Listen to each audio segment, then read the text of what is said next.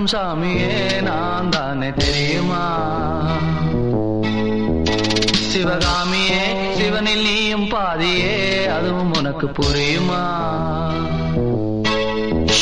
சுபலாலி லாலியே லாலி லாலியே